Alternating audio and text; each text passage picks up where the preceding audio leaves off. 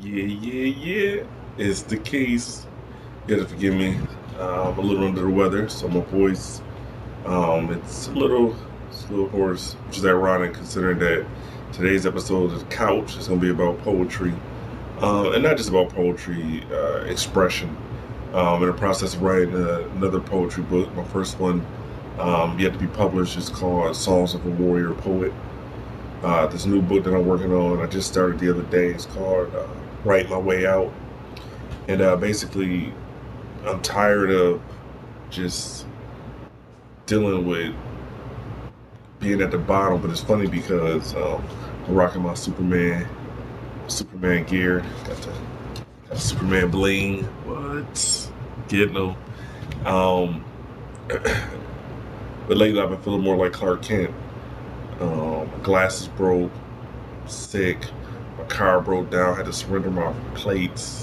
I'm out on a bus, um, going back and forth with my girl, just like literally dealing with just life at its worst. But as an artist, I have this perspective where I'm at the bottom looking up, and the future actually looks bright because I'm not going to say I can't go any lower.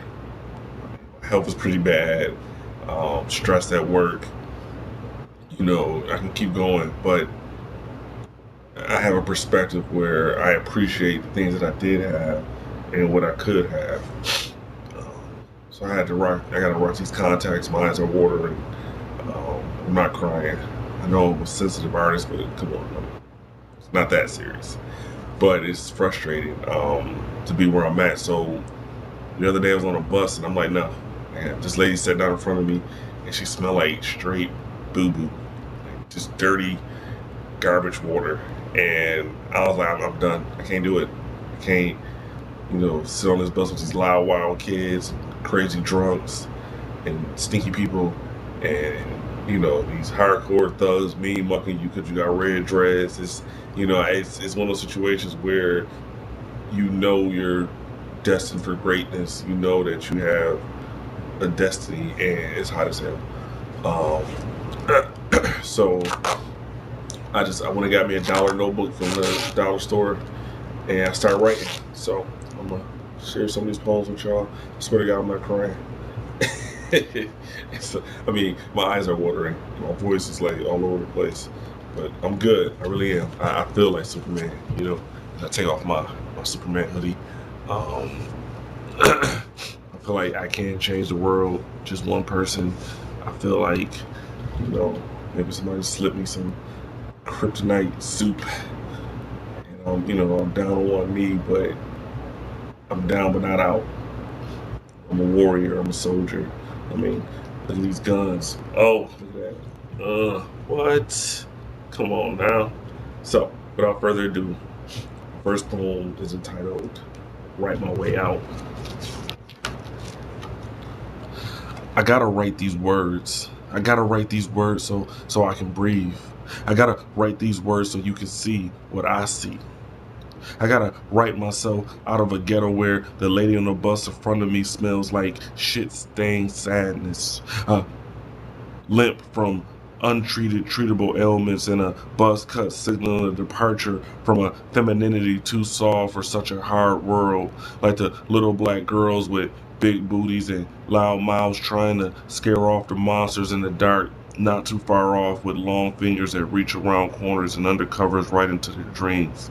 As these queens silently scream, they are left with only nightmares hiding right there, but behind a broken mirror where they wear the weight of their shoulders all over, or not enough clothes called hoes with too much makeup.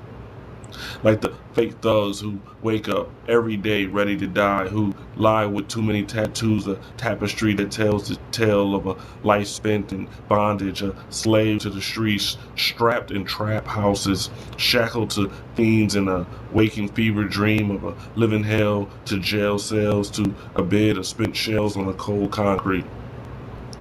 These liars and thieves, murderers and bullies, too, were abused and touched but hushed by the rule of the streets. The law of the urban jungle is survival of the sickest.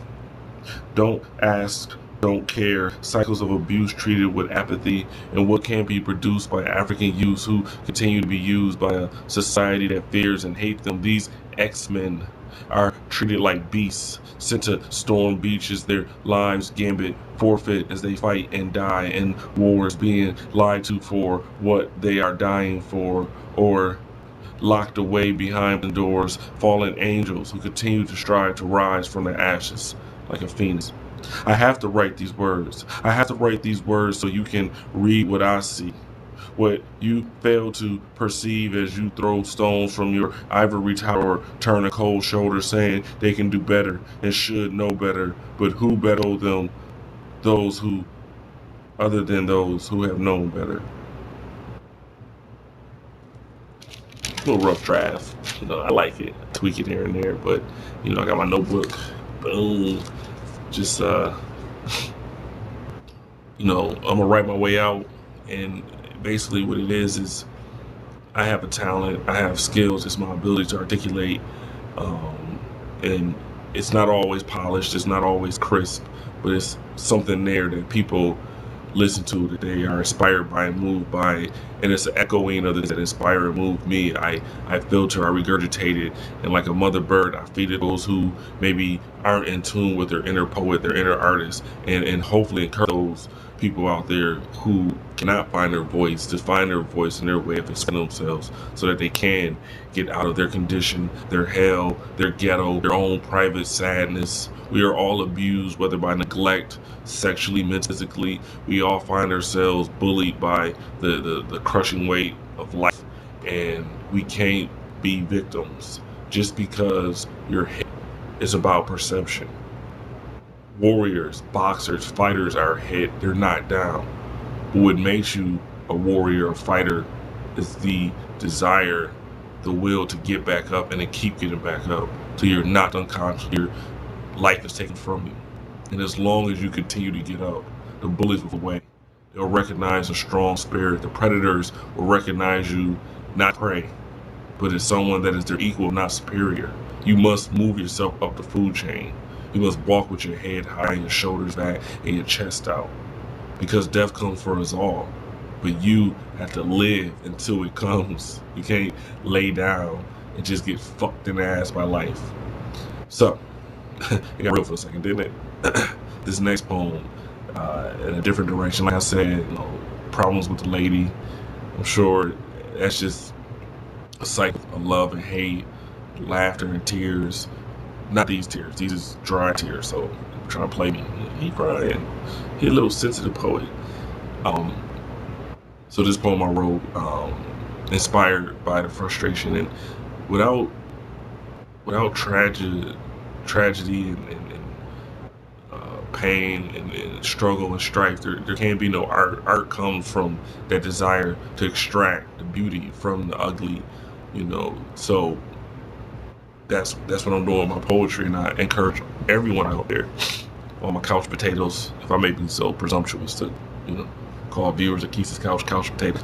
Find your art. Find that which allows you to express what you see. We all look at the same world, but we all have a slightly different perspective, a unique way of processing the same trials, the same enjoyments. Real quick before I read this poem, Avengers versus X-Men, the comic book series just started. The second installment came out this week. It's so good. I got the Superman stuff on, but I'm an X-Men fan, a Marvel fan. The movie May 4th, Avengers, is going to be amazing. And that's what gives me excitement. So hopefully you can find those art forms to enjoy. Not only create art, but enjoy art and get out there and see the beauty. It's the heroes on the battlefield that inspire you, that motivate you. Look to those beacons. I don't know. I needed to be motivated personally. So hopefully whoever's watching this also, finds that and then goes forth to share that. And, we're gonna be an army, battling back the darkness. So, all right. This next, it's something that I think everyone can relate to. It's called chess. These games we play. I think it's kind of clever. It starts off innocently with a game of chase, running after one another, but then that becomes tag, and the one you're chasing becomes it. This then becomes hide and seek, as you constantly are looking for that special someone. Then you are in trouble, as this trivial pursuit becomes the game of life. We're constantly trying to have a clue as to how to get a monopoly property to share with partners that are like hungry hippos, constantly ask for more, picking you apart from the inside out like an operation.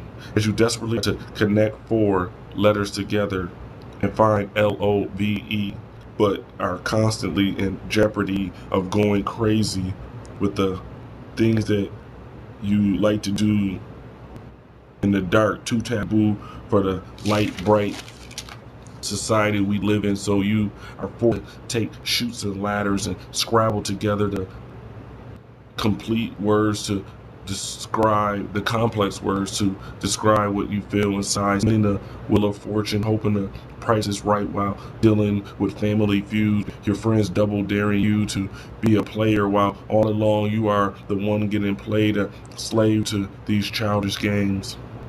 But eventually, you think you got it all figured out. You grow up and put your checkered past behind you and start thinking two moves ahead. You build your castle and see everyone in front of you as a pawn to be sacrificed, failing to realize you are still playing, still rolling them dice. And as long as you are playing games like freeze tag, the people you are playing with will have hearts still cold as ice. And when you check your mate to see if you lose or win, you'll see that not only did you lose a friend, but that it was way too late and you end up with a stalemate. Game over. I know. What? I just wrote it about 15 minutes ago. So, like I said, it's a rough draft. These are rough drafts. Let's see. Lose or win. Let's see. Check your mate to see if you did you lose a friend, but that was way too late and you end up. Okay, so me writing my way out of sadness, frustration, it's an emptiness. When you seek outside of yourself happiness, often you'll find a lack. People will disappoint you. Your expectations will definitely not be met. But when you dig deep, there's an infinite amount of reserves of strength and depth and beauty and soul, and you must draw from that to create happiness and emanate that, and then others will be inspired. They will feel it. But it's in this world, ironically, of many people, it's not about anyone else's happiness. It's about you finding your happiness, you depending on yourself and digging deep within yourself to, feel ready to go. We come into this world alone, we die alone. And the time spent in between is important to try to make those connections, but often we find ourselves very alone in our thoughts, alone in our beds, alone in our heads. And at this point, I really just want to say, love yourself, find your art, and if you write your way out, find a way out by looking in. All right, Qouch Potatoes. Until next time, stay true. Deuce.